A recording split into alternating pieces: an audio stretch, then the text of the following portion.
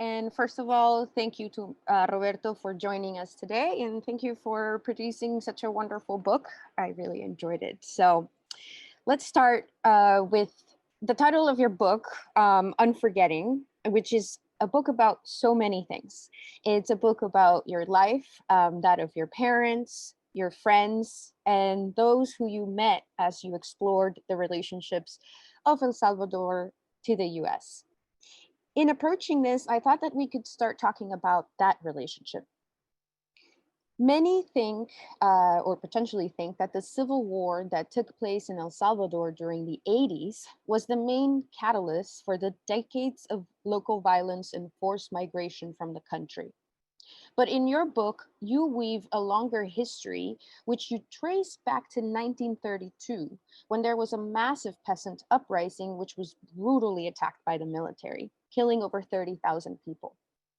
Can you please talk to us about what impact this had on the country's history and how the ripples of that moment have been felt by generations of families, both in El Salvador and abroad?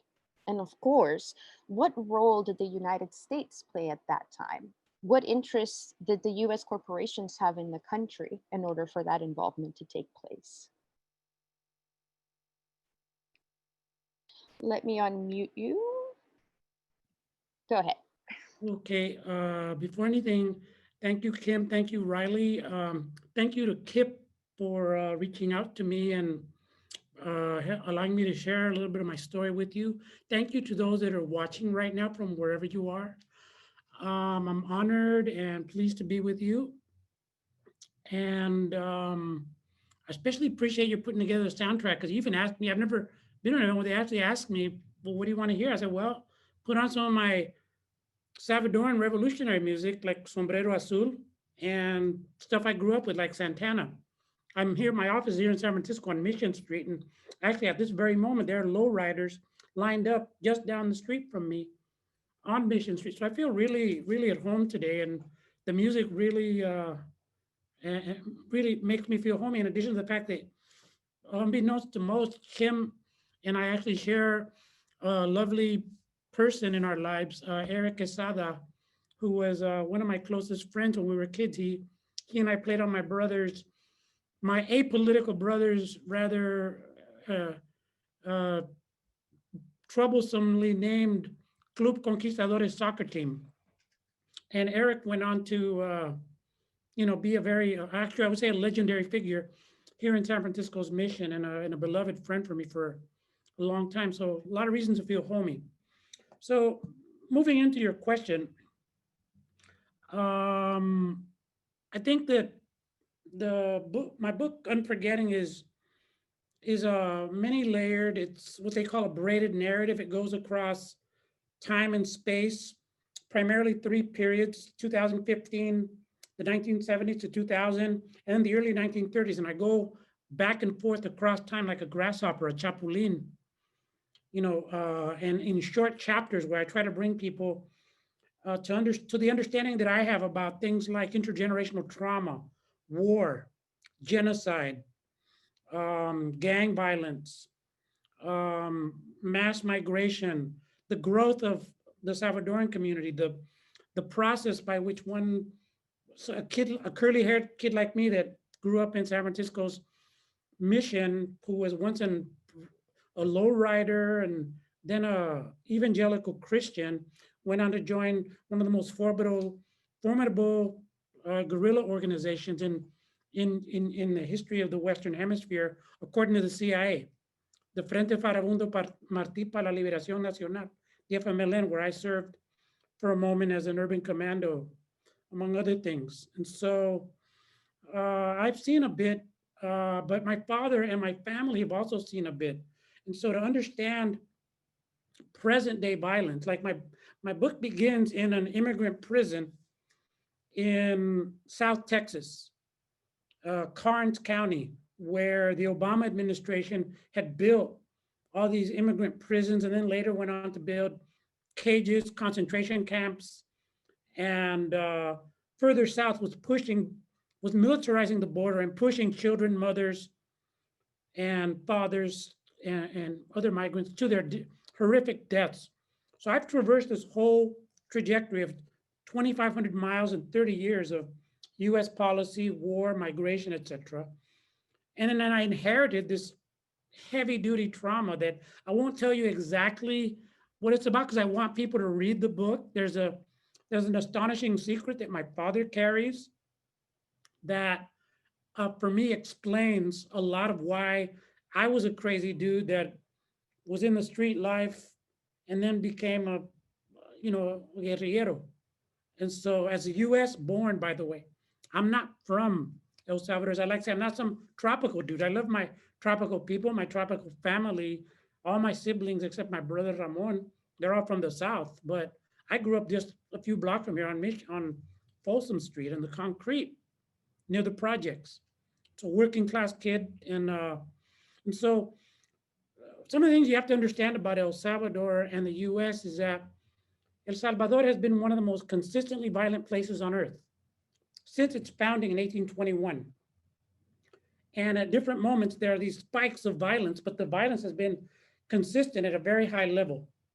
That's one of the major spikes being 1932, another being the war in the 1980s that I participated in. And now, even higher, up until 2015, was the gang violence and state violence, because you can't separate the violence of the gangs from the violence of the state.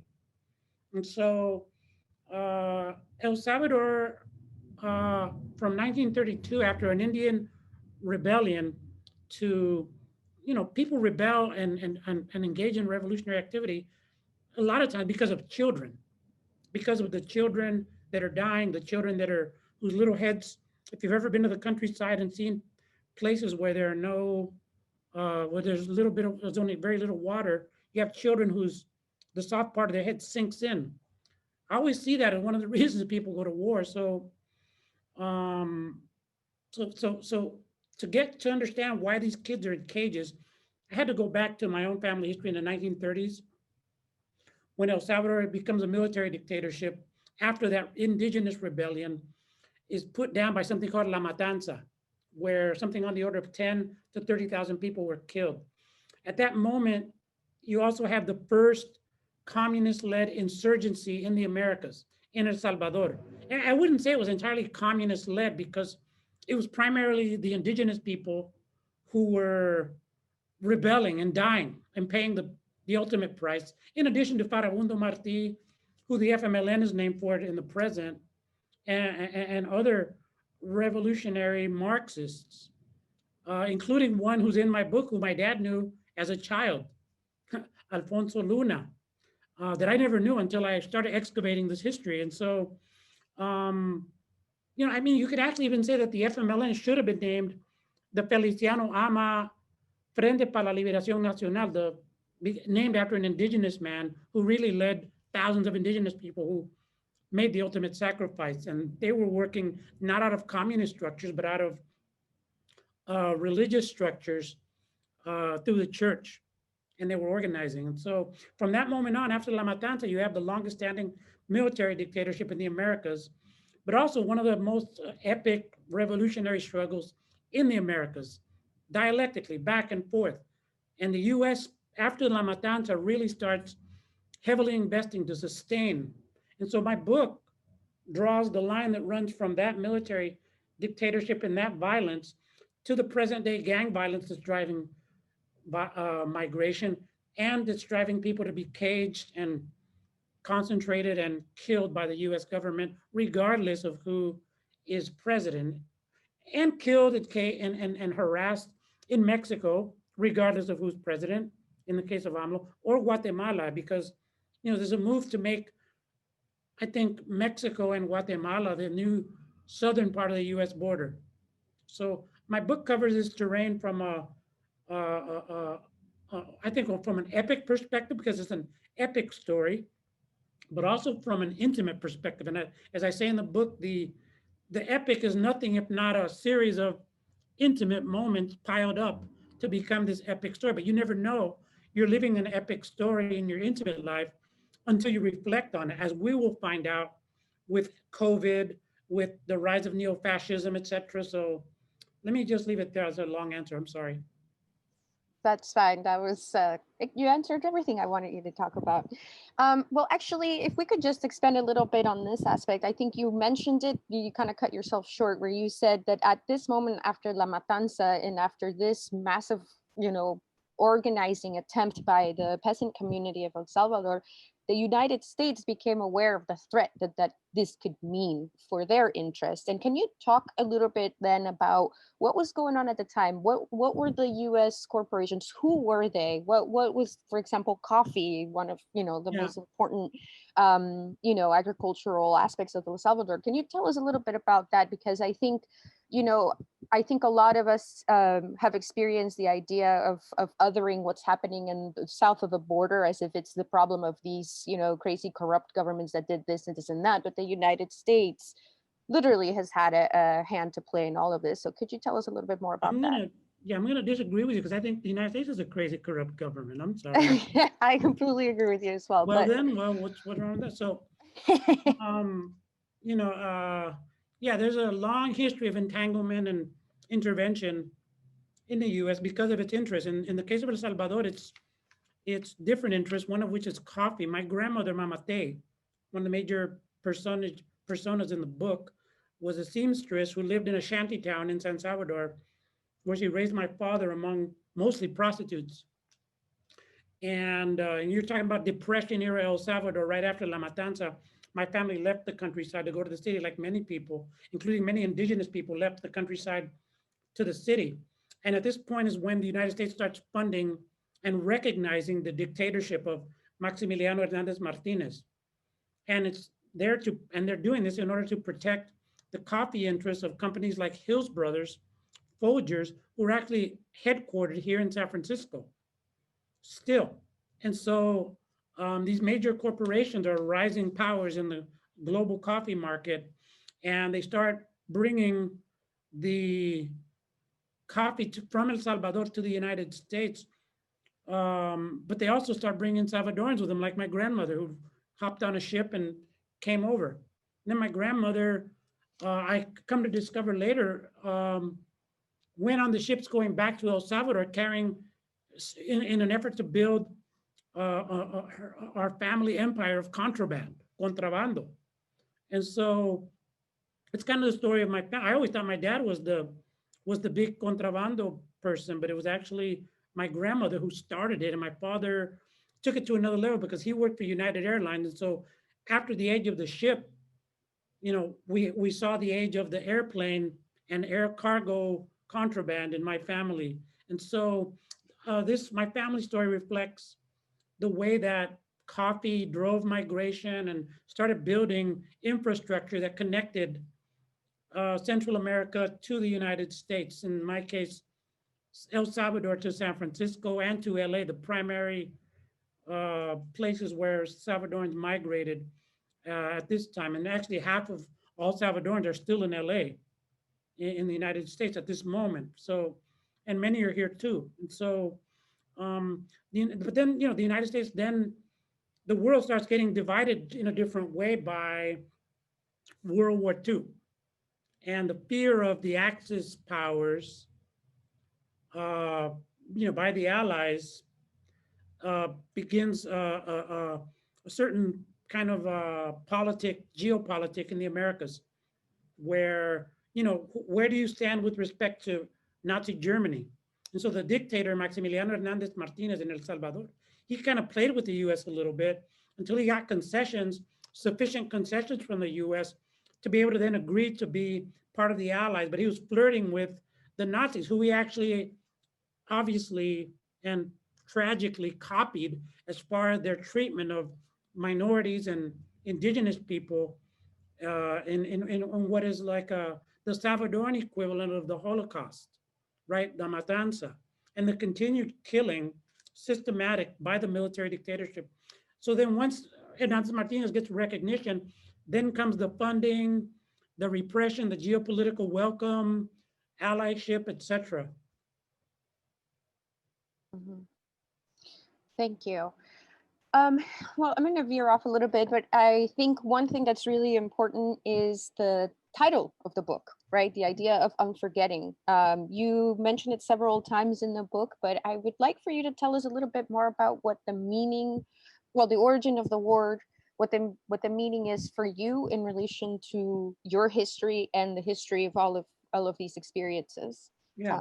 Could you talk about that?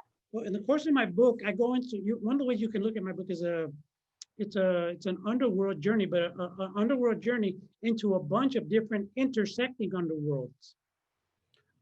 So, for example, the underworld of my father's secret history. My father had this whole secret that we never knew about, that I never knew, my mom knew about it, that I had to go and excavate and discover and go into to understand who I was and why I was such a crazy kid that, got into some crazy things and blew shit up and whatnot. So the underworld of the Salvadoran history I never knew. The underworld of the US history I never knew. The underworld of death squads that I've interviewed in the course of my life and encountered and been pursued by. The underworld of the FMLN guerrillas. The underworld of MS-13. I mean, I use underworld very consciously because Salvadoreño culture in part has been by necessity an underworld culture because you're in a military dictatorship and it structures silences. It pushes you to have to go below. I think a lot of women can understand what I'm talking about being in a patriarchy, right? Or queer people having been in a previous generation here in San Francisco, not being out at all. So we all have these different underworlds that we belong to. So I belong to multiple and intersecting underworlds. And so Unforgetting, for me, I came across first as a Christian. That I used to be a born again Christian, a right wing fascist, in fact. Okay, that got on his knees to pray for the election of a guy named Ronald Wilson Reagan, who was slaughtering Salvadorans when I was a kid. But I had to get out of the kind of dangerous lifestyle that I was in. And for many youth, one of the only ways out is being born again. And there's a ministries built up on that. And so, but after a few years, I got sick of the ministry. I was a deacon and I left. But along the way, I learned about this concept called aletheia, which in the Bible means truth. And then later on, when I went to Berkeley, I re-encountered this concept that is actually the Greek notion of unforgetting, aletheia, which refers to the underworld journey into, the journey into the underworld by the dead. And so once you were dead, you had to go down and cross the Lethe River before going to either Elysium or Hades. And the underworld river was called Lethe, Lethe, and so it was the river of forgetting. The dead had to forget who they were in life before they went into another dimension.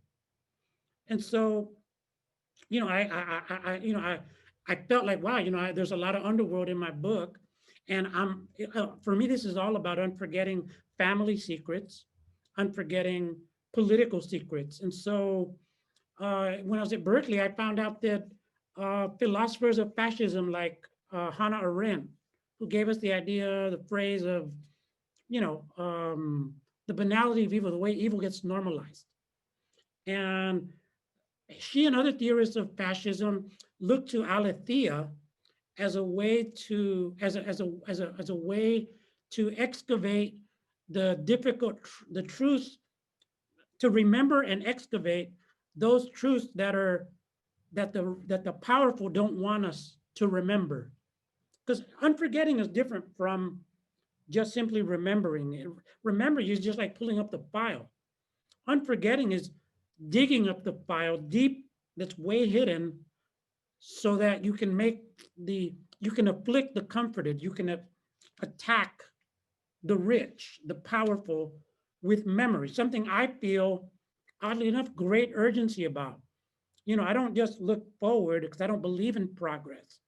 I look backward because I know I know intimately the way the silences of the past structure violence, murder, mass murder in the present.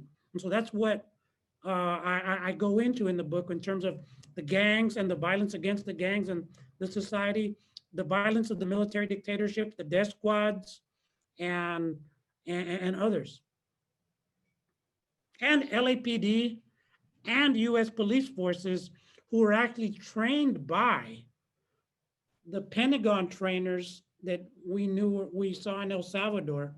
After the war, they were sent to police departments here and trained in counterinsurgency. And this is where you get this idea of counterinsurgency policing. It has a very Salvadoran and Central American and Latin American influence there that's also forgotten and unknown. So that's part of what I'm doing in the book. But I do it in a journalist way, but also in a personal way, because I saw those cops in LAPD turn the young people, like, treat them like dogs. They say, treat me like a dog, and I become a wolf.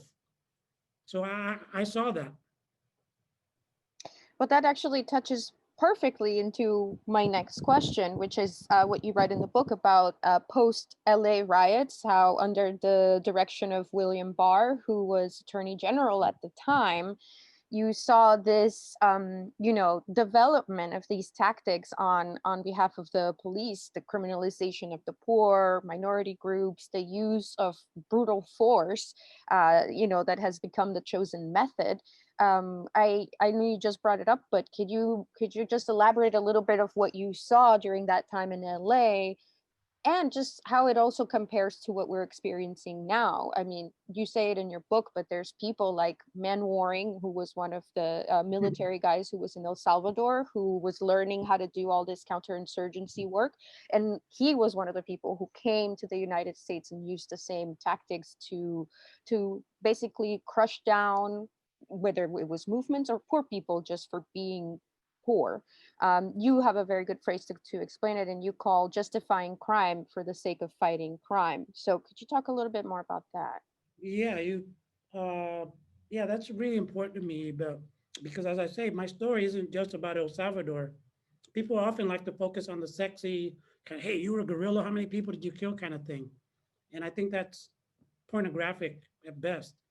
More important is the mind and the heart of the revolutionary. How is it? What does the mind and the heart of a revolutionary feel like? That's way more interesting and important to me, because that makes for sustainable struggle than these other questions. And so, um, I was there in Los Angeles working at an organization called the Central American Refugee Center, Caressen, which became the Central American Resource Center. And we were starting to see gang violence escalate in the early 90s. When the gangs initially started, they were not even very violent. They were stoners. They were called Mara Salvatrucha stoners, MSS. And they came together out of immigrant loneliness and a desire to share listening to Ronnie James Dio, Metallica, and other hard metal groups, smoking pot.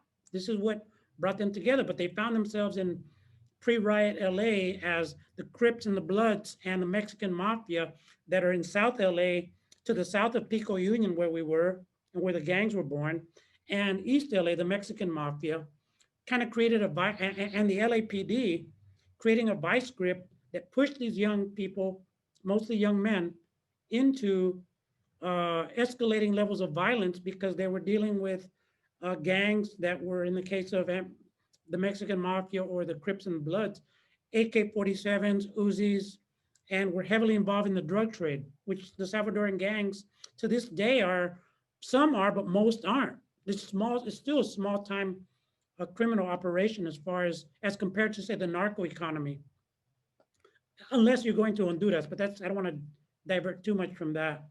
And so, you start seeing we started seeing at Carecen, some of our clients' kids start talking about escalating violence that they were feeling because of many reasons, including um, LAPD playing gangs off against each other, arresting a guy in one neighborhood, in one territory, and putting them in another, and ratting him out, or having him or informing, having people be informants and then ratting out the informant.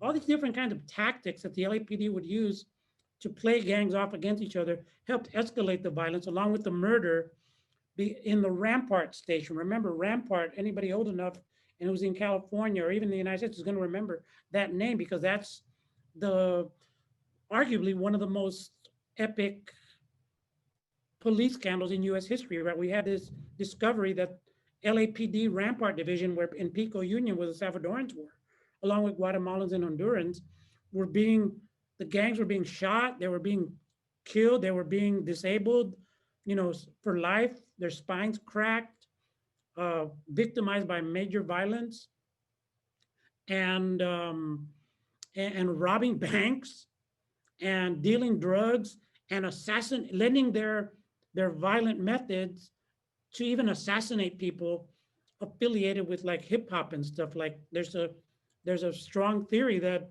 LAPD helped take out Biggie Smalls, for example. You can look that up on the internet. It's not, and so this criminal police department did as much as anyone to help create MS-13 image, right? Because it's an image.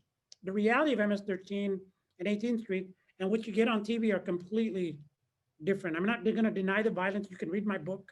There's a lot of incidents where the gangs killed people that I knew mercilessly and cowardly way. So I don't shy away from that, but I don't romanticize them by any means.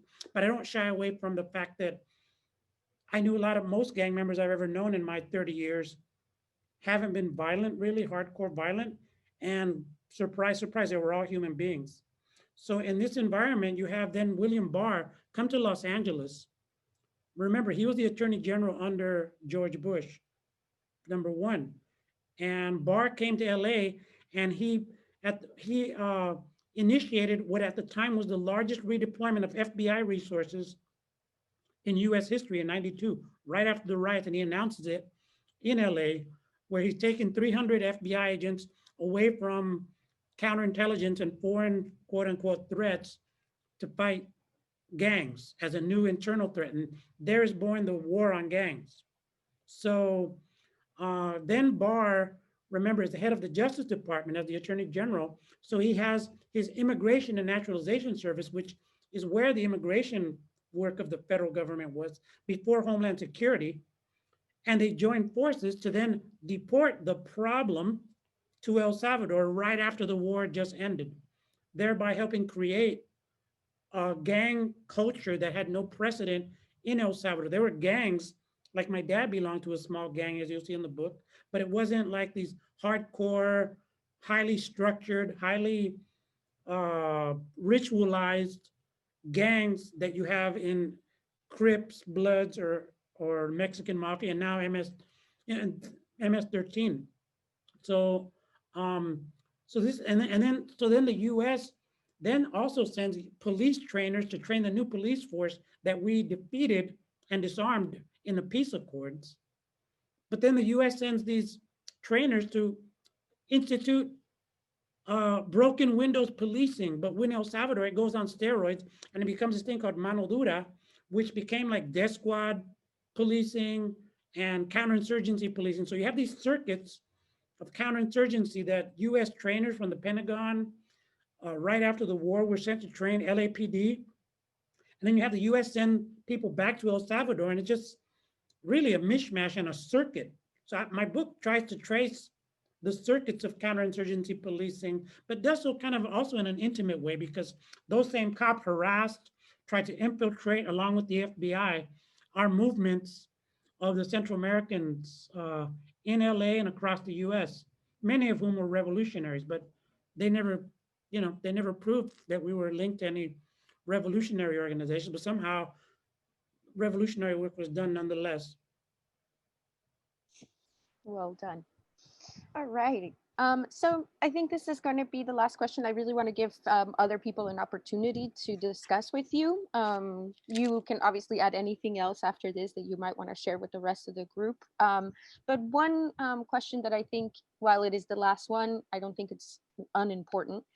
It seems that some people try to go through life unaffected by the reality of the world. You mentioned earlier the idea of unforgetting and the silencio, or the silence that we are forced to adopt in order to survive and deal with the world as it is. And journalists are supposed to remain objective about their subjects, but obviously for many that is impossible.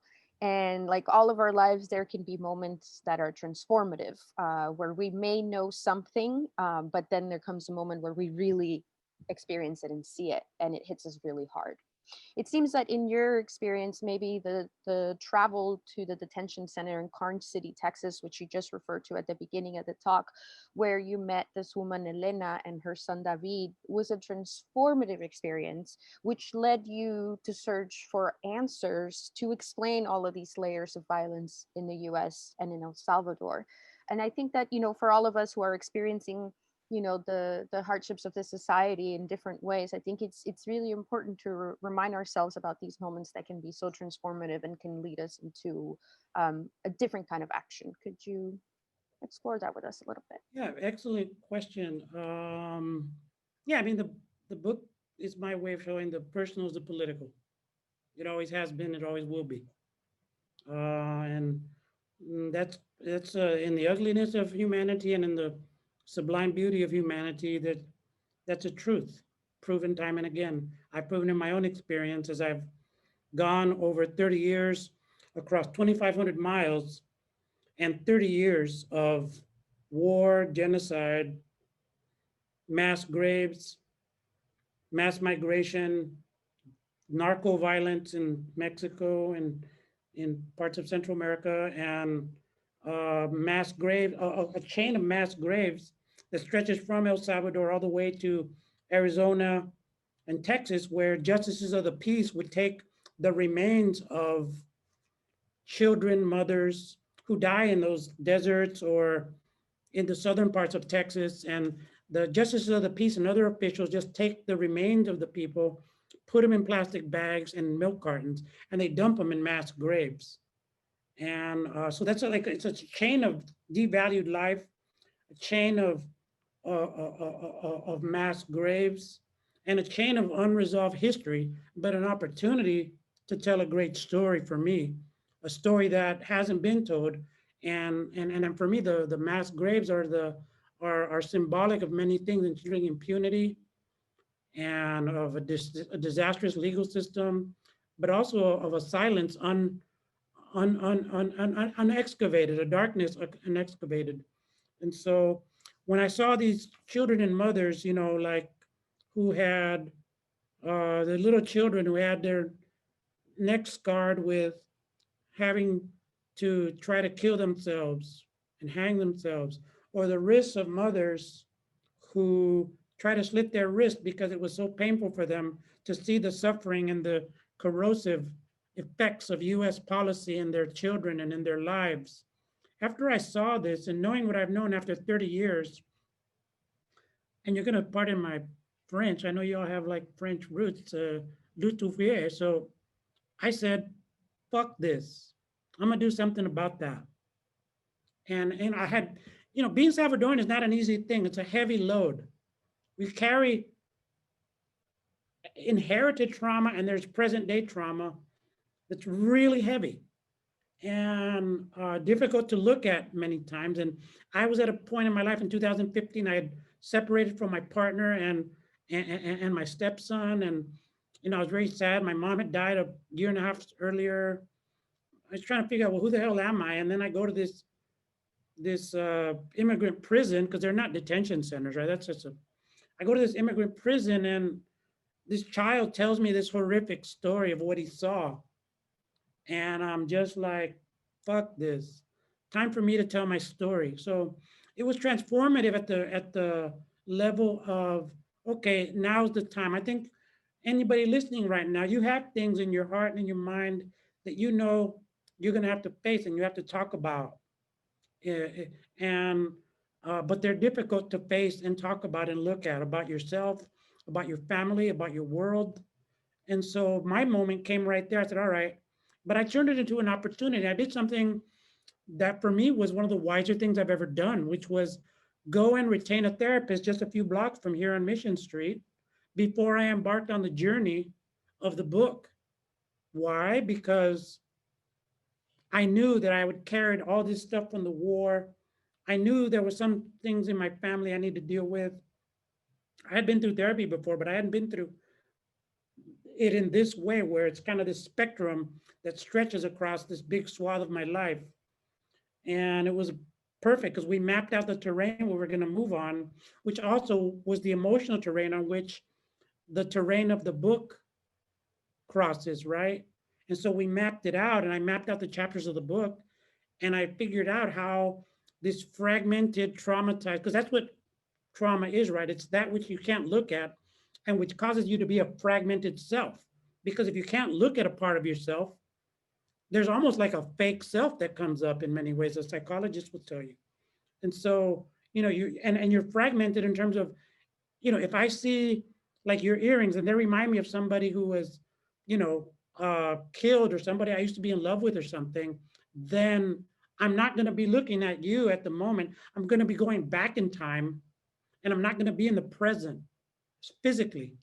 That's what trauma does. And so the fragmentation that trauma brings to memory, which itself is already fragmented, required me to tell a story that was fragmented, but that I'm sewing together like my grandmother, the seamstress, or like a forensic specialist putting together the bones of a body in a mass grave site, which is just poetically beautiful work for me. I geek out on forensics now.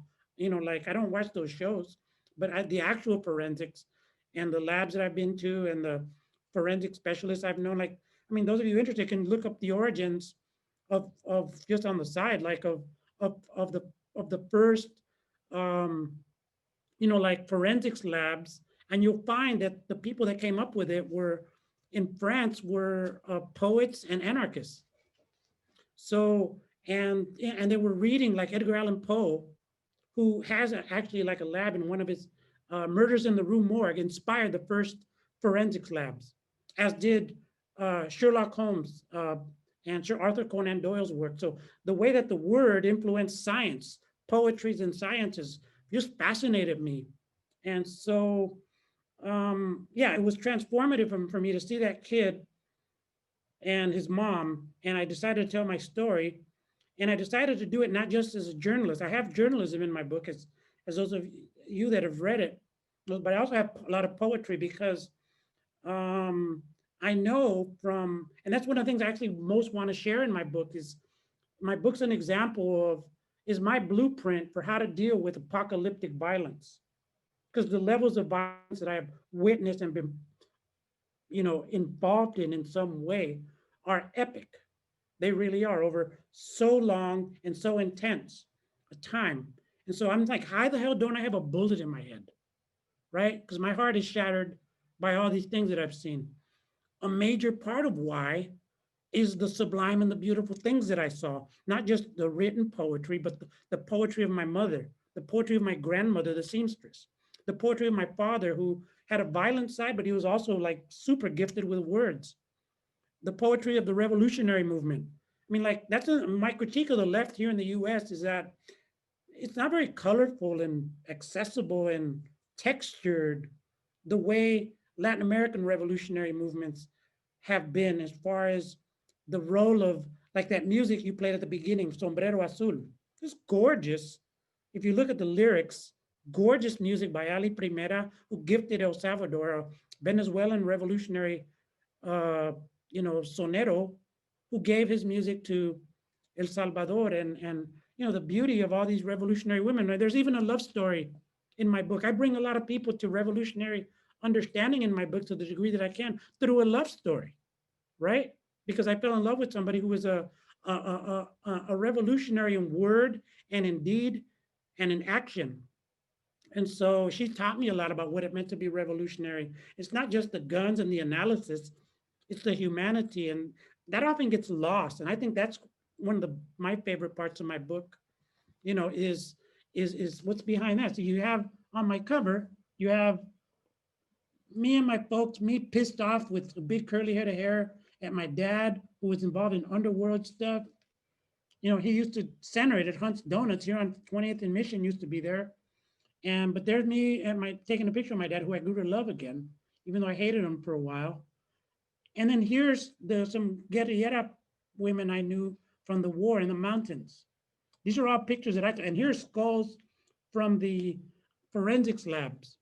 And so like you have a mosaic, you have all these scattered bones of memory that I'm putting together like the forensics scientists, or like weaving together like cloth that my grandmother would put together, because I'm trying to show, for your audience purposes, I'm trying to show the way that we did revolution in America Latina.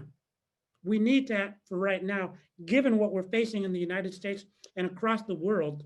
We have to have sustainable revolutionary movements. And I don't know how to sustain a revolutionary movement with my experience of fucking hard ass extreme violence and terror and horror, without the power of the sublime and the beautiful there to pick me up every time I feel like taking myself out. Well, that's why we invited you.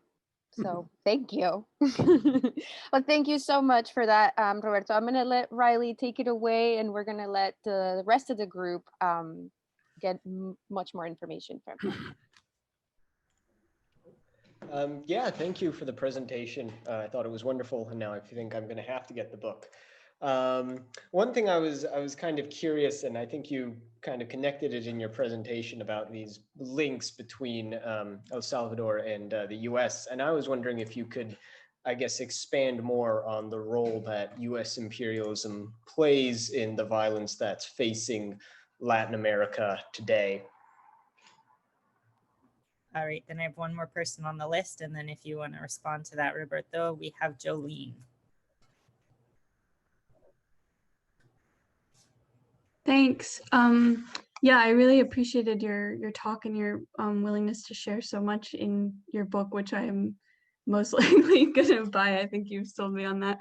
But I was really curious to hear more about when you were discussing kind of your roots from being a religious and right-wing kind of voting for Ronald Reagan and all of these things, to this transition to being a revolutionary. And so that's one part of what I'm curious to hear more about, because I think that's something that we're all facing today is, really polarized discussions, people who are very much on the right wing and yet who don't benefit from this, the structure of the society, the violence that is caused in the society, but who, blame the wrong people or have a different analysis. So I was wondering if you could speak on that. And then it's sort of related to Aiden's question. Given that you were somebody who joined in, guerrilla warfare and this resistance movement, and the discussions and questions that people have about, kind of how can we resist using violence? Well, your whole story speaks to who causes the violence in this society, that all of these gangs, all of the organization that even was imposed on the gangs, etc., came from really the establishment. It came from the capitalist class and their interests that that go into all of these different forms. So I wondered if you could speak more on how you see violence and who really causes the violence. What about this society is so inherently violent that that violence crops up even in the ways that we have to resist. And I don't even think I would call it violence, but I don't know. I was interested in your thoughts on that. Thank you. Well, thank you all. You're both, Aiden and Jolene, asked impossible to answer questions, and I congratulate you on that. But I would try to speak to a direction of an answer, let me say. In terms of the U.S. role, the U.S. has played a consistent role in the lives of El Salvador to keep it militarized in some form, because it's a really, actually, I hate to, there's very complex, but there's really a simple formula. It's like neoliberal economics, which empty out, the welfare state and impoverish large numbers of people, require a policing structure or a military structure to enforce. And so El Salvador is a textbook case of this, where in order to extract the coffee wealth and other, there's now a lot of mining in El Salvador today. In order to extract the wealth, they've initially supported the longest standing military dictatorship in the history of the Americas. Part and parcel was also because you had these insurgencies, it was counterinsurgent policing and counterinsurgent militarism, where they trained people in places like a place called the School of the Americas, the School of the Dictators, where all of the mass murders of the Americas were trained, like Roberto de, the founder of the death squads, Augusto Pinochet in Chile, Argentinian dictators, Jair Bolsonaro, I think, don't quote me, but Brazilian fascists, Efraim Rios Mon in Guatemala. The list goes on and on throughout the Americas, including Mexico, which is not as spoken about as much. But there's a line that runs from the military dictatorship to the policing models today, because the drug war is used to replace the Cold War, because you can't justify open military fight against communism, because communism in the Americas is not as visible a threat as it was. And so they started us on the path to, you couldn't apply the anti-terrorist thing that you do in the Middle East. So you create this drug war model that that militarizes police, that includes a form of counterinsurgency, targeting young people under cover of targeting gangs. Because remember, most revolutions are made up of young people like yourselves. It's not older folks like me. We can kind of transfer Jedi knowledge and teach, but you all are the ones who are the frontline cadre that are confronting capitalist structures. So, so the targeting of youth comes in the form of targeting gangs, right? You in the process of vilifying gangs, you vilify the entire Salvadoran populace, because the primary symbol of Salvadorans are gangs. I have university students, when I teach, I send them to go do research on what are the primary images of Salvadorans. Inevitably, it's the gang image. So I had to go in in an insurgent way as a writer to go and humanize the gangs for the humanity that they have. Most gangs aren't violent. Most of the gangs now are kids, literally. And they're walking, talking failures of capitalism, right? They represent the failure of capitalism to provide adequate housing, training, jobs, livelihood to young people and the communities they belong to, in urban areas especially, but not limited to the urban areas. So the US now, there's a line that runs from the military dictatorship in El Salvador here to the United States. Remember, in my book, The Pentagon, I show how the Pentagon trainers who were in El Salvador were then sent to LAPD, to new NYPD, to train them in counterinsurgency and to do anti-gang stuff. So these are you remember, this is happening at a time when the United States itself is being neoliberalized.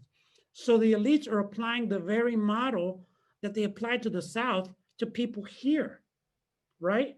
And so, it's no coincidence, for example, and me and my friend Todd Miller, a writer about migration and borders, who's really sharp, Todd and I and a few others of us noticed that the people in Portland during the Black Lives Matter protests who were targeted, identified, kidnapped by camouflage men wearing, no identifiers, and put into anonymous vans, right, with no, were picked up by these guys who were part of something called BORTAC, which are effectively the Border Patrol SWAT, Border Patrol, basically counterinsurgency units, because the Trump and the Obama administration knew that there's a thing called posse comitatus that prevents the military from coming into the border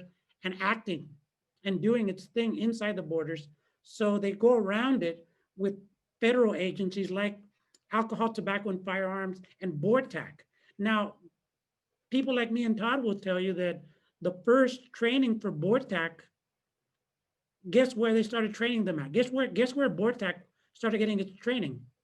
At the School of the Americas, which changed its name to WHINSEC, WHINSEC. Maybe somebody can put it in the chat. It's a fascinating thing. The first graduate was in 2015 when I was in El Salvador looking at all the violence. Yeah, WHINSEC. The first graduate was a Latino sent by the Obama administration, not Trump. So when you're looking at that kidnapping, you're looking at Democrat and Republican like policies that are the continuum. And so from Cold War military to present in Latin America to present day counterinsurgency policing, there's a line. So I detail this stuff in the book, but I do it in a personal way too, where I'm telling a story. Like, I've seen these guys. I've had, I've interviewed some of these folks. I've been to West Point where during the Iraq war, one of these whack Pentagon people was telling me that, I said, what do you think of the Salvador solution, which is the use of death squads in counterinsurgency, although it's coded, right? And so they code it with this thing called the Salvador solution. Oh yeah, that's great. And I asked them about some of the trainers in El Salvador, and those people are respected as geniuses of counterinsurgency. So this is the thinking that's now coming to a country near you. Have no question about that. It's here because it was born here. It's just you're only now getting neoliberalized. And so you have to, that's why I wrote my book too, because hey man, that kind of a counterinsurgent thing requires an insurgent sensibility, a revolutionary sensibility that is able to cut through ideologically, politically, and in action through those things to defeat the structures of repression that capitalists put up. So we mounted what the CIA was one of the most effective people's movements back in the day. So maybe there's something to be learned there, who knows?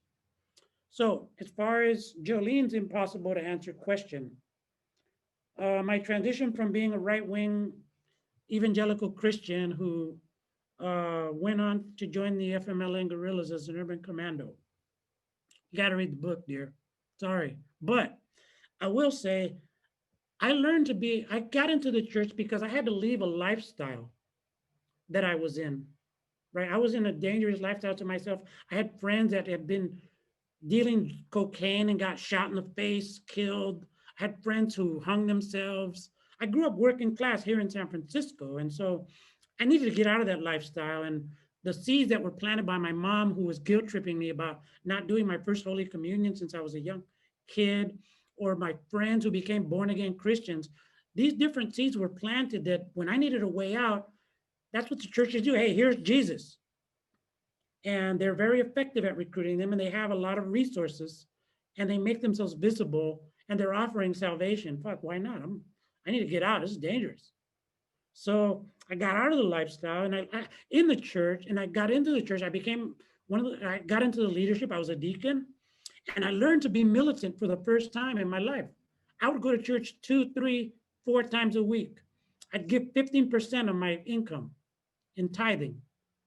I was out there preaching against those radical commie Salvadorans on 24th and Mission. You guys are lost. Give your life to Jesus. Your communist ways are going to end. You're going to end up in hell because of your communist ways. And I was really effective at wielding the word of God, which is actually really beautiful in Spanish and in English. Like the writing as a writer, the King James Bible, it's a work of art to this day. I love it as in writing. I detest the way it's used ideologically, but then I love the way that liberation theology used it later on, right? As a book about emancipation, where they mix Marxist ideology with the writings about Christ. Something to study. You may not be your cup of tea, and so, then I found the revolution, and I found people who were revolutionaries who were in the church. Damn, blows me away, right? When I'm going into war zones, when I'm doing humanitarian work initially in El Salvador, and I see these most horrific things, what helped those families bring themselves back together after the fragments of their heart are just shattered by having their children strafed and bombed and destroyed. I hate to say it, but the church was there for them, the revolutionary church. So I'm telling you this because oftentimes as leftists, we just poo-poo and we discard the church as a lost ideology of the lost. They're just fucking going nowhere. When it's a lot more complicated. People, working people, that's where they are. And you have to meet people where they are, which I think was the genius of liberation theology, was to kind of take that book of enslavement and invert it into something that was about emancipation, and that Jesus and the kingdom of God were about emancipation, not in some far out, kind of, Lord of the Rings future, but in the present day right now. So I met some really intrepid, bold people, some of whom were killed because of they were using the word of God in that way. And so having seen all the violence, in terms of your question about how can we resist and what I think about war, I mean, the FMLN's history comes about as initially as an act of self-defense, right? It was an act of self-defense by the campesinos. They were being repressed. They were being killed and destroyed for speaking up against the military dictatorship and its keepers, the elites. And the police, the military, the treasury police, and just the death squads. And so before this, eventually people in the country started forming their own self-defense networks, right? And self-defense organizations. And that's the beginning of kind of the violence. So I'm like, it's really easy for people to talk about violence, like, yeah, we need to take up armed struggle. Well, no, I've seen enough war. I've seen enough destruction of human life to not romanticize that in the least. The last thing I want to see in this world right now is violence. The very last thing I want to see. So, I really try to promote peace these days, as offensive as that may be to some. Of course, most haven't seen what I've seen. So yeah, you can talk good game about violence, but talk to me after you've been seeing this stuff for 30 years like I have, and the effects of it. It's not an easy thing. And I wouldn't be a healthy person if I didn't have a commitment to peace in my heart. Because I was committed to violence. I was committed to hardcore violence in the streets even before the war. And then I was committed to a revolutionary organization that had to defend itself. And, I mean, I believe in people's right to defend themselves. I'll say that. So if, revolutionary organizations in the US feel they need to defend themselves, I wouldn't blame them, especially with not just the official structures of oppression, but the paramilitary structures that are growing. Like when I see those white supremacists, I see paramilitaries like I saw in El Salvador. People had to defend themselves against them. So I don't begrudge anyone trying to defend themselves and their families before the increasingly urgent threat of white supremacists and official violence. Okay, just to be clear. But I think, my contribution right now is to kind of, before you kind of go to that, I think we have the crisis of political imagination, right? I think that's really the thing that gives me great hope to transcend a lot of this stuff is the political imaginary. That's the beauty of revolution is like, I look back, I'm like, wow, man, how the hell did I get through all the stuff that I've seen? And it was these acts of political imagination that became material, which is kind of like the way that the Christians in liberation theology interpreted the Bible. They basically took the kind of ideas of Jesus and the Bible and the ideas of Marx, put them together and they put them out. And it was an act of political imagination, and they didn't just say, well, Christianity and religion is the opiate of the masses. Well, it's not so simple. There are some intrepid, bold people who did more for the poor that I saw in El Salvador, including die with them, than I've seen official Marxists do. So I'm just not really friendly to these dogmatic ways of looking at religion and religious people, because I used to be one and I lost friends who were. So I hope that answers your question a bit. Yeah, thanks a lot for talking with us. You've got lots of interesting stuff to say. I just had a question for you. I mean, obviously you're kind of an elder for, politics and activism from El Salvador, and I imagine you're connected with a lot of other people. Well, I imagine you're, but are you connected to a lot of people down there still? And my question is, what do they think about what's going on, and what forms of activism, what are people trying to do now? What do you know about that? If you could give us some insight. Hey, from the mission, born and raised.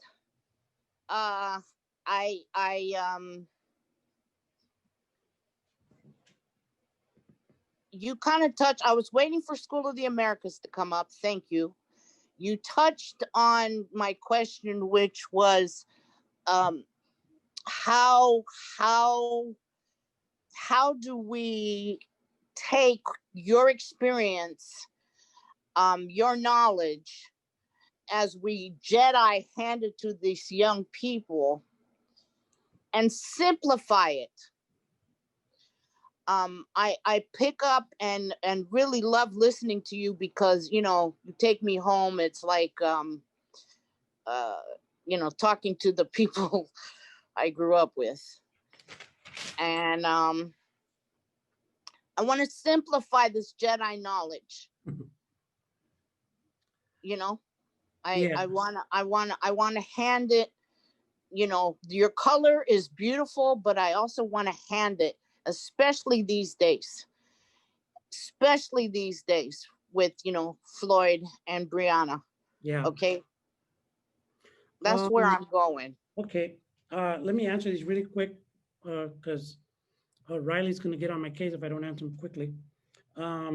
So yeah, I'm still connected to El Salvador. I still have family and friends, and the social movements down there are kind of like a lot of us. We're having a crisis of imagination right now, political imagination. As I narrate in the book, the FMLN, the organization I used to belong to, became the government. And as the government, they did things that were really great, like in housing and other things. But then they also did things that weren't so great, like be corrupt in some of the leaders. And like, I'll give you an example. As a journalist, I went to mass grave sites, and I was accompanied by units of militarily armed police in these really scary areas where the gangs are. And I was grateful to be protected because I wasn't armed. So I got the pictures and everything. And I came back to the camp, and this is in the book. And an attorney general for the FMLN walks up to me and forces me to erase my pictures. And she tells the cops who were protecting me to pull their guns on me. So I'm surrounded by all these cops who were protecting me, forced to erase my pictures of mass grave sites because the FMLN government didn't want to be ashamed about what I was going to report on for the Boston Globe. I mean, they didn't know that I know all these Chinese dudes here in San Francisco who do data recovery. So we recovered all the pictures, and I got a 3-page spread, and I kind of like delivered my payback to those FMLN people who, in my view, were disgracing the memory of the FMLN. My book, what I try to do is actually try to recover the revolutionary project, and dare I say, even the romance of the revolutionary movement, because you have to have romance if you're going to sacrifice your life to do the things that we did during and even after the war, right? There's a certain romance that I have about it. It's not romanticism and saccharine and sickly, but it's a kind of a calling almost that I feel that, for example, you're going to need, God forbid, but if whatever happened, when a bullet flies by your head, you're not screaming, "Hey, Mark, save me." There's something else. There's a spiritual thing, a psychological thing that you have to kind of deal with, in addition to being, a solid Marxist thinker and ideologue, but, which I support, but, it's very different. So the folks in El Salvador are fighting mining and U.S. policy in different areas. They're trying to reconstitute the left, because the FMLN government has really done a lot of damage by, for example, deploying death squads to fight the gangs, right? And so, you know, there's a movement afoot among, I think, university students in some sectors and some folks. I mean, you have groups here in the U.S. that are connected to El Salvador, like the community in Solidarity, the people of El Salvador, CISPES. You know, and they're more in touch with folks on the ground than I am these days, because I've been busy kind of writing and now promoting this book and, you know, trying to kind of survive, because, you know, truth be told, books aren't a big way to make money. Okay, so yeah, there's a similar crisis that we have here. Like, you know, how do we reconstitute the left after, you know, after what's happened? So in terms of Nadine's question, how do you simplify the Jedi knowledge? My dear Nadine, if I had the ability to do that, it would already be out there. I had to take 5 years and 300 pages to put out my best sense of how it is. The Jedi knowledge, I'll give you an example. I didn't put it in the book, but a friend of mine is I have different friends. Different friends of mine were trained in Cuba. Like my former partner was a guerrilla leader. He was trained as an explosives expert in Cuba. There was a whole internationalist sensibility in the revolutionary left. You know, the Sandinistas provided infrastructure in Nicaragua where people planned things and did things in El Salvador, next door. People were trained like Roque Dalton in Czechoslovakia, the great poet, guerrilla poet, Roque Dalton. I would put that in the thing, because read his poetry. That's the Jedi knowledge, man. That guy's like still a massive genius of poetry and revolution. Ruquedalton.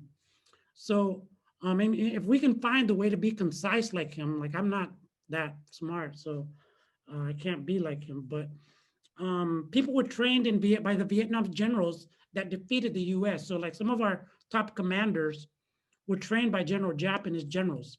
So one of them, I had a friend who was one of those people, and I asked him, "Hey, man, so what's the Jedi knowledge of revolution, right? That you learn from these badass generals who defeated?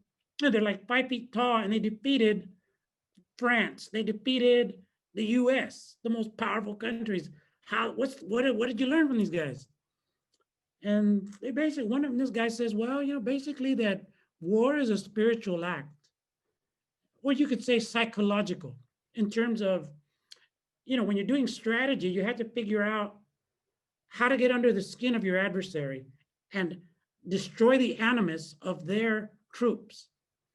You have to have the animus of the people that are between you and your adversary play a role. You either want people in the middle to be neutral or to be on your side, but you don't want the people in the middle to be on the side of your adversary.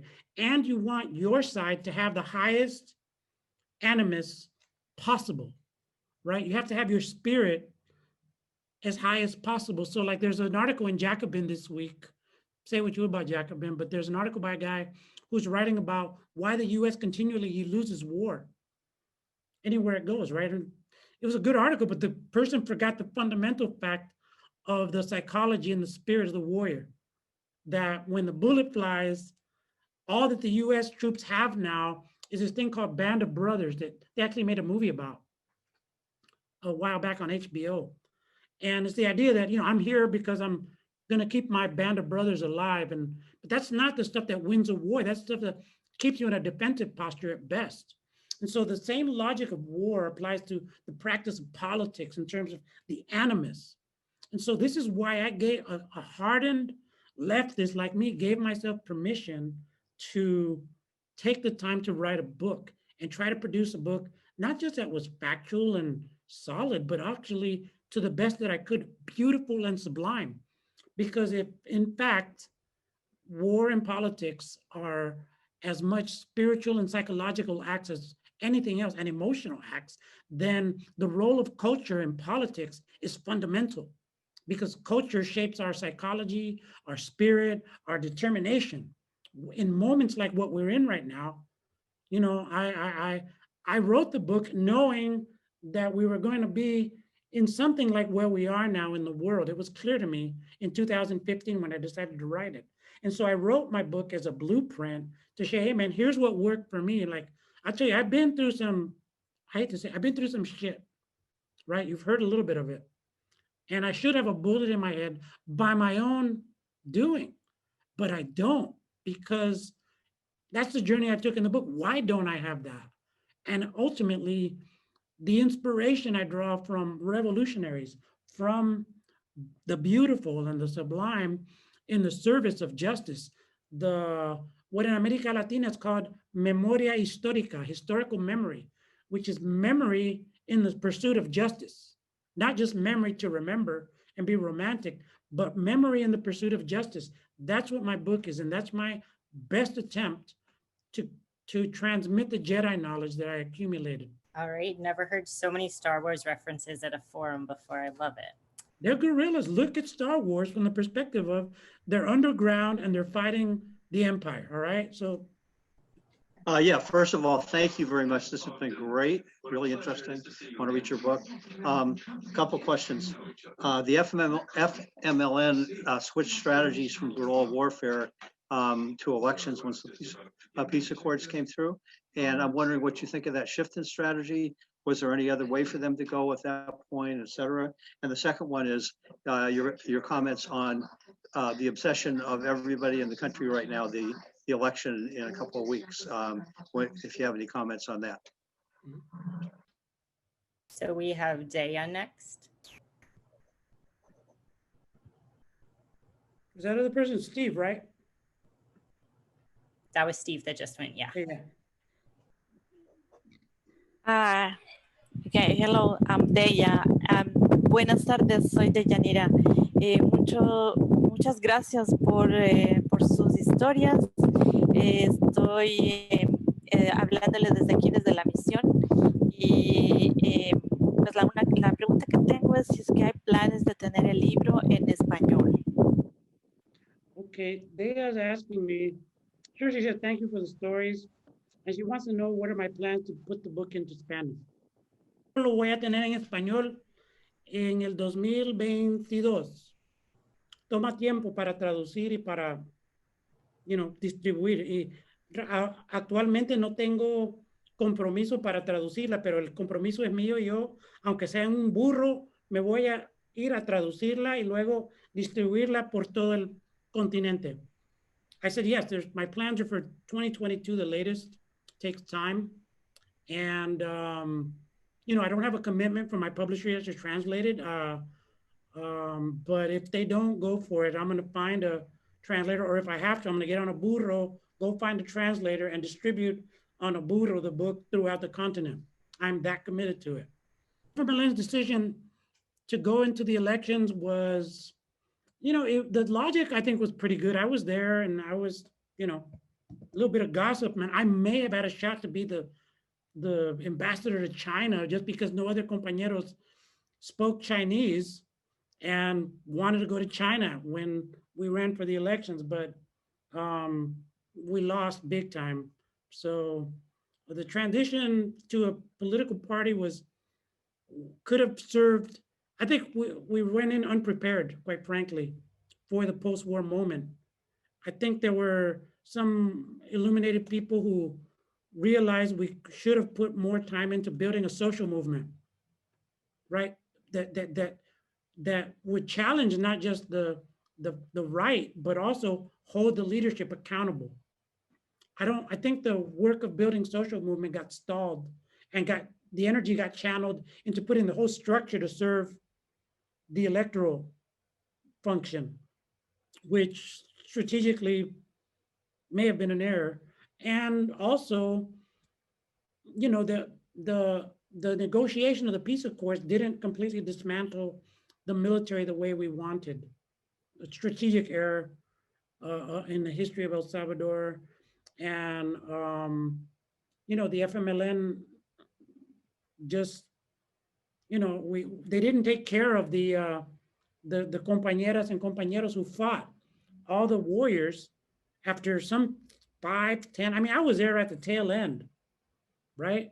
But there are compañeras and compañeros who fought 5, 10, 15 years of some of the most intense violence in the Western Hemisphere.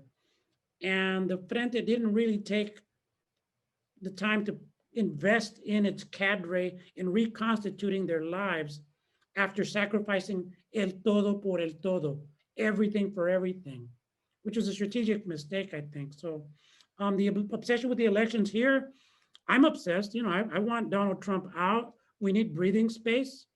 I make no beefs about Joe Biden and his commitment to neoliberal fascist light, along with California's Kamala Harris. Didn't see an immigrant, you know, anti-immigrant border patrol agent she never liked. She never, I was, you know, she was the attorney general here in California and here in San Francisco. So we know her well for persecuting children and parents for being truant and stuff. Like, no. So we have our work cut out regardless. That's why I try to write my book to at least, like, you know, this is published by HarperCollins, and I'm proud of the fact that I got that word into a major publishing house, right? Because like when you do a subtitle, you want words that are search engine optimization ready, that are accessible on the internet, so that you can just type it in. Okay, there's one word in there that has no search engine optimization value. Revolución. But I insisted on that being in there because it's a real part of the story. So, you know, that's my attempt to navigate these capitalist waters in a way that has at least some integrity, because that's our journey as all of us. So I put that in there because I want, beyond the war, I want the conversation. What does it mean to be revolutionary now? That's the real question. That's the most important question we have to ask right now. And I don't have the answer because, you know, I'm not that smart, but I do have what I used to be and some of the things we learned, and that's my best attempt. Cool. I know we're almost over time, so I'll keep it short, but I really appreciate your story and specifically, you know, what you're talking about as far as, you know, the damage we're all suffering living under a system that's really dehumanizing us, and just your story of not just healing yourself and your own personal transformation, which to me really suggests what a political perspective can offer. But also to me, it suggests a similar process for our class, right? That, you know, the working class needs to heal the wounds of racism and also the wounds of sort of these national divisions. And, you know, in terms of how the domestic working class looks at workers without papers or on the other side of the border. And I was wondering if you have any, you know, examples of, you know, times of where you saw solidarity or where you saw sort of a process of healing those wounds and, you know, workers over here seeing their interest as you know, transnational. Thank you. Definitely reading that. All right, we got Kip. Thank you, Roberto. We waited for this for a while, and when the virus settles, we'll go and have some beers and things. When in reading your book, and I would encourage people to read it, the thing that really struck me, the sort of the braiding of stories, but underneath the idea of unforgetting, and in fact, to really be able to act in the way that we have to, and really to transform the society, to build a revolutionary organization, it really does mean that we have to unforget, and that is learn where we are so we can decide to chart our own course. Otherwise, we're always, the past is always in front of us. We're always trying to part this fog that's in front of us. And there's no time like right now, given the challenges that we face. And I think I really appreciated the work that you did. The question that most people have today is, once we go through a personal discovery of some sort, how do we find a way to bring this together? How do we build revolutionary organizations that really embrace this kind of spirit you're talking about, that we're revolutionaries because we love life and we see what's happening to this planet, we see what's happening to people around us, and that the only way we can do this is to sort of harness that force of liberation and really transform things. So I think you've made a great contribution to that. I look forward to the day that the virus clears a bit and we can maybe have even deeper discussions. So thanks much. Thank you, Kip. You honor me, and I'll answer your question first. Thank you. That was really nice of you to say that. I don't have the answer to your question. Quite frankly, there's a good question to ask. I would say that I don't think it's first a personal kind of healing thing. I think they go hand in hand. Right? I would prefer that. That's the way, you know, especially when as things get intense. Like during the war, you kind of didn't have a chance to go and take a lavender bubble bath and kind of like reflect and turn on the candles and think about, burn incense and think about something Deepak Chopra said or some shit. You know, you kind of had to pick up and take action constantly, perpetually, because you were in a military dictatorship. But nonetheless, you did find the space for poetry. You did find the space for love. You even find the space for family where, you know, I would escape from kind of the intensity of I was working in the urban sector, which is a whole different experience. And I would escape sometimes just to go see my family and to get that love and that sustenance that kept me going, right? So they are, I think they're interrelated, obviously. They're dialectical. The individual process of healing and staying healthy, which I really now believe at this late stage of my game, that is as important a revolutionary act as any, is to be healthy.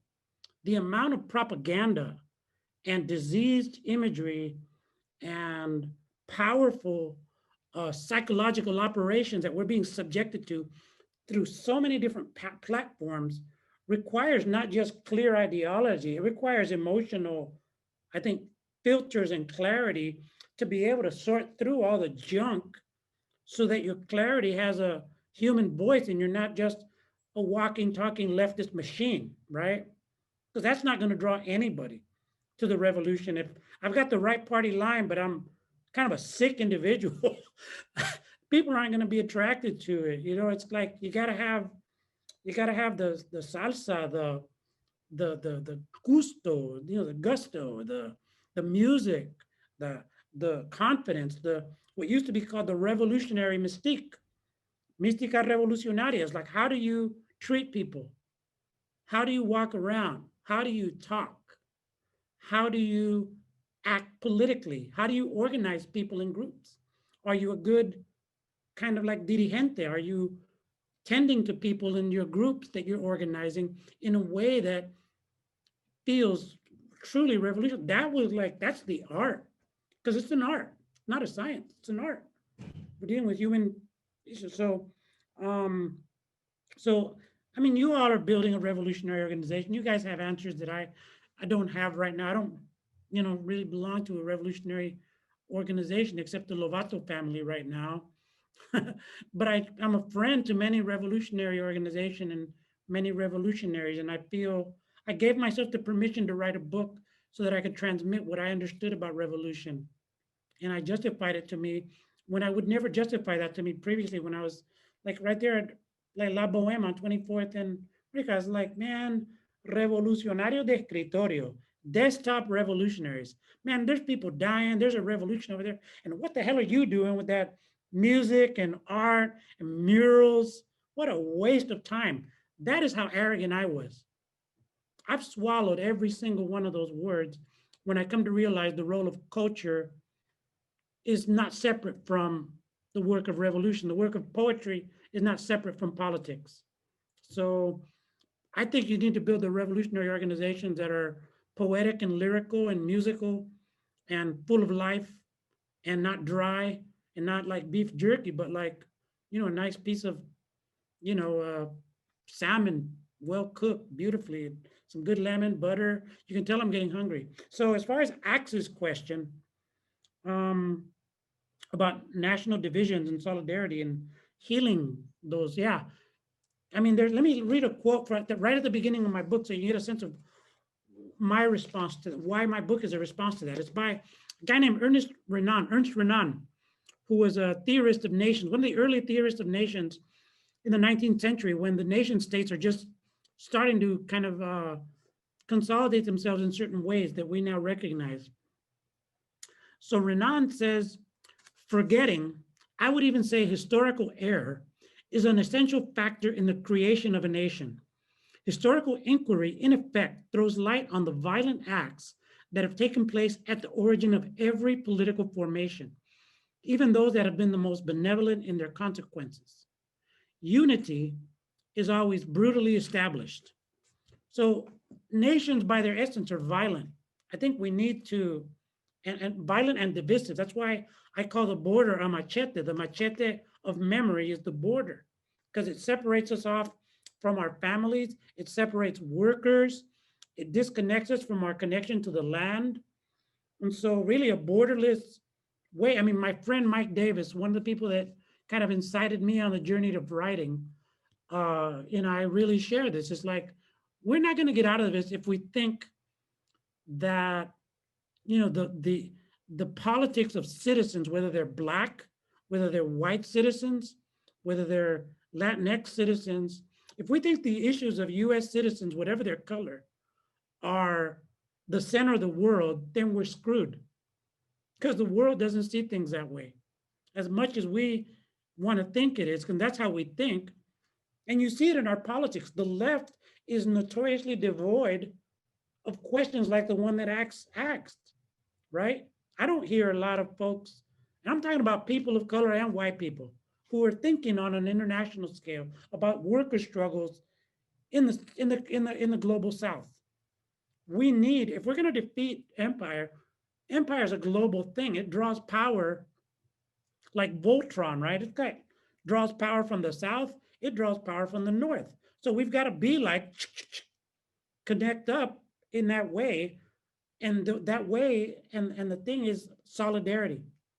The concept of solidarity is there. And I use the example of the Committee in Solidarity of the People of El Salvador, which was an expression of the organization that I belong to, because there was 5 organizations in the FMLN, right? One of them was called the Fuerzas Populares de Liberación, the Popular Forces of Liberation. And so that group, more than any other in the FMLN, built up this solidarity structure that was unmatched by the others.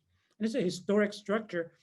People of Kip's young age will probably remember CISPES, Community Solidarity of the People of El Salvador. They're still around and they're still connected, and they're, and so that is, I write about that in the way that, we were doing solidarity, but solidarity with El Salvador also included like labor groups connecting across borders.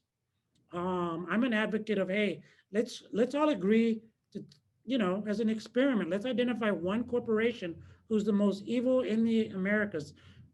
Difficult choices, I know there's a lot of them, maybe all of them, but let's pick one and do everything we can to politically destroy them. I mean, that would be kind of cool. Let's vote on it. Who's the most evil, and what can we do to tear them down to communicate our power, right? And you have to, but ultimately that's a worker struggle. So, yeah, I'm not interested in reinforcing the centrality of U.S. citizenship and the politics that come out of it, whether they call themselves reactionary, progressive, or left even, if they don't think about the rest of the world. Thank you for your question, X. Well, what a good ending. And yes, no beef jerky revolutions.